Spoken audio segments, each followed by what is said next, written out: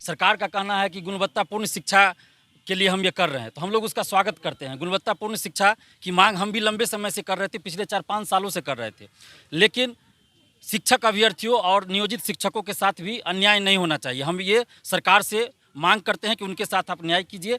और 6 to 8 के लिए जो सीट नहीं दिया गया है, रिक्ति ही नहीं आई है, और सबसे ज़्यादा अभ्यर्थी 6 to 8 के ही हैं। सीटेट जो पास किए हैं वो 6 to 8 तक ही भर सकते हैं, 1 to 5 या 6 to 8। 11-12 के लिए नहीं भर सकते, 9-10 के लिए फॉर्म ही नहीं भर सकते।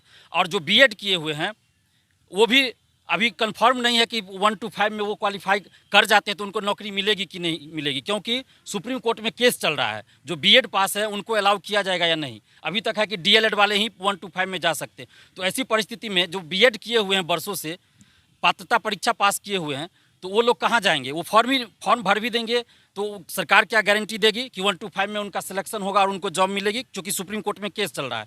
तो 6 to 8 का जितना भी सीट खाली है, सरकार से हम ये मांग कर रहे हैं कि सबसे पहले आप 6 to 8 की जितनी रिक्तियाँ हैं उन सब पे वैकेंसी निकालिए, क्योंकि सबसे ज़्यादा अभ्यर्थी इसी में है। इसके बाद 2011 के बाद STET परीक्षा आर्ट्स विषय के लिए नहीं हुआ है। जो 2019 का चल रहा था वो साइंस के कुछ सब्जेक्ट के लिए हुआ, अभी कॉमर्स के लिए हुआ, लेकिन आर्ट्स विषय के लिए हुआ ही नहीं है। और सबसे ज़्यादा अभ्यर्थी आर्ट्स विषय के लिए। तो फिर आप वैकेंसी तो निकाल दिए, 1,70,000 दिखा दिए, उसमें भी नियोजित शिक्षक भी भरेंगे, तो फिर ये जो पूरा सीट है वो भरेगा ही नहीं, खाली रह जाएगा इसमें सीट। क्योंकि अब जितना अभ्यर्थी पास कर चुके हैं पात्रता परीक्षा, आप उससे ज़्यादा रिक्ति है बिहार में, लेकिन लोग फॉर्म नहीं भर सकते क्योंकि उस विषय के लिए STET हुआ ही नहीं। और सीटेट जो पास है वो 11-12 के लिए अप्लाई ही नहीं कर सकते हैं। तो ऐसी परिस्थिति में सरकार को ये सोचना चाहिए कि क्या रास्ता निकाला जाए कि अभ्यर्थी फॉर्म भर सके। और इसके अलावे जो अपियरिंग वाली बात है, बहुत सारे स्टूडेंट्स का कहना है कि वो पात्रता परीक्षा पास कर चुके हैं, सीटेट पास कर चुके हैं, उनका बीएड का रिजल्ट आने वाला है, किन्हीं का जुलाई में, किन्हीं का जून में, तो उनको भी मौका दिया जाए, अपियरिंग में फॉर्म भरने के लिए मौका दिया जाए।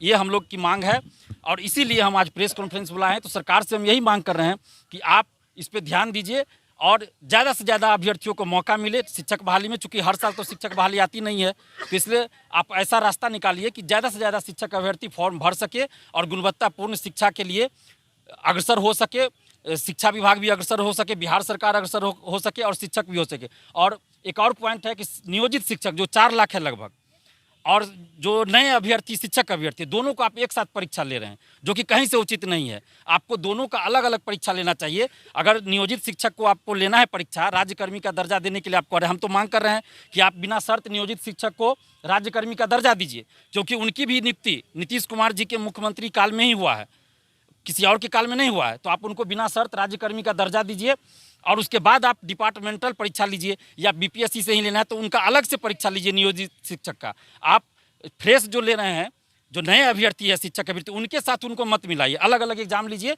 ये हमारी मांग है, पारदर्शिता रहे, जिसका तो चर्चा बीपीएससी के चेयरमैन अतुल प्रसाद जी ने कहा ही है कि पारदर्शिता रहेगी। तो उसके लिए हम धन्यवाद देते हैं बीपीएससी के चेयरमैन साहब को कि उन्होंने इस बात को रखा है कि हम पारदर्शिता लाएंगे और धांधली सेटिंग नहीं होगी, पेपर लीक नहीं होगी।